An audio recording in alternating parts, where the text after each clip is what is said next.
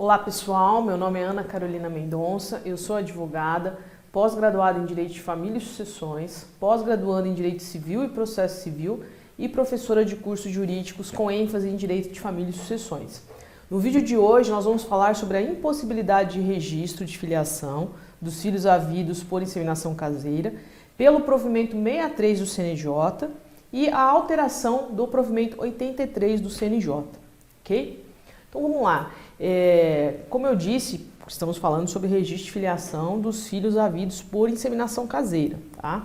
Que a gente já sabe, já estudamos, né, em vídeos anteriores, do porquê da necessidade de judicialização.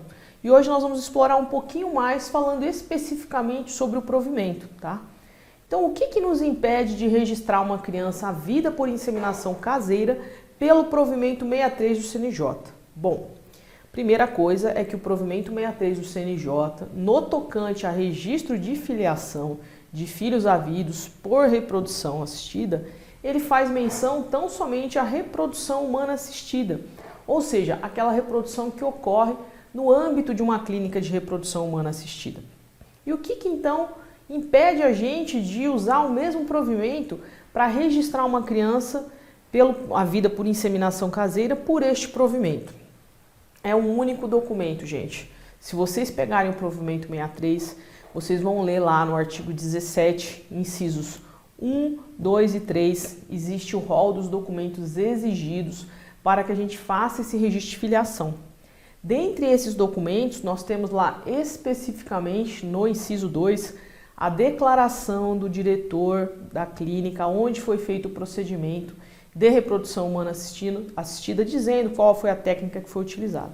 Poxa, se a gente está diante de uma inseminação caseira, por óbvio que a gente não tem esse documento, né?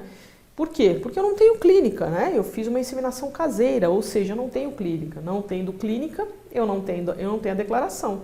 Não tendo a declaração, quando eu chego no cartório, eu tenho todos os documentos exigidos pelo artigo 17, mas eu não tenho especificamente o documento exigido no inciso 2.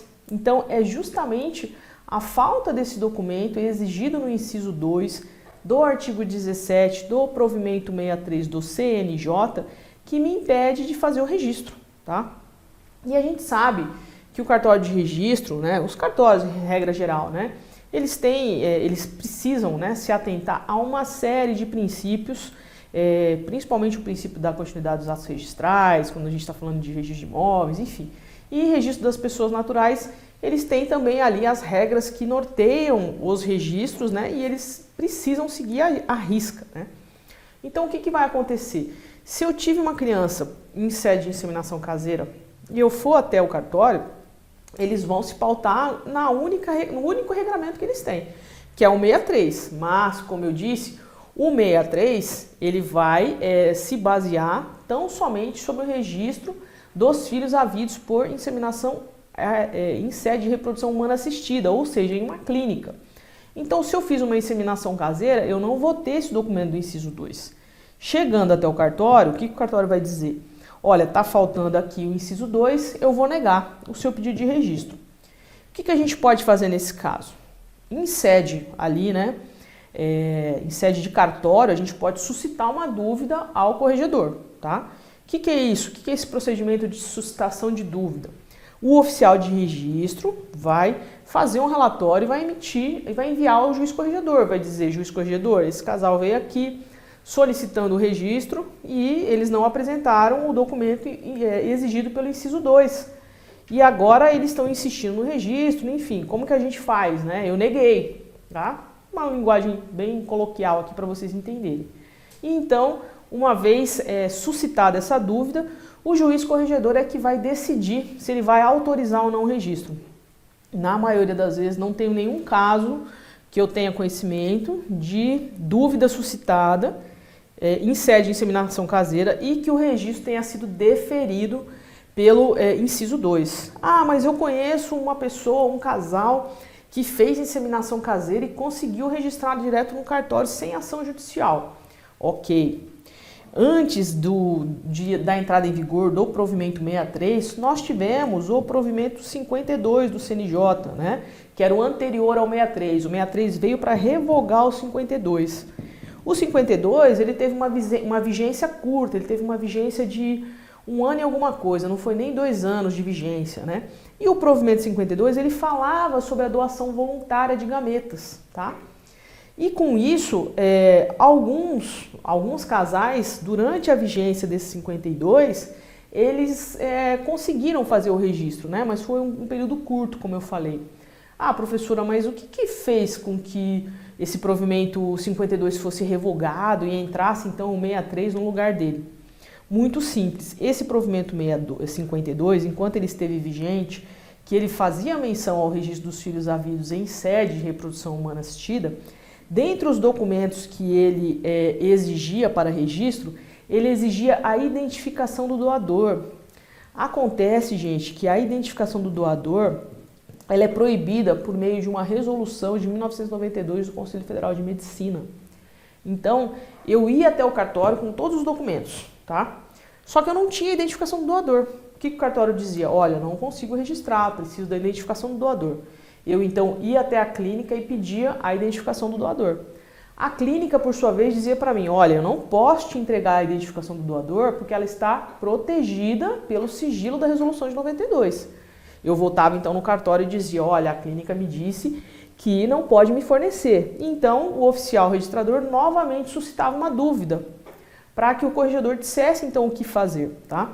Foi por isso que o provimento 63 foi editado para revogar o 52, afastando então essa exigência da identificação do doador, porque não tinha como ela ser fornecida em razão dessa resolução do Conselho Federal de Medicina, tá?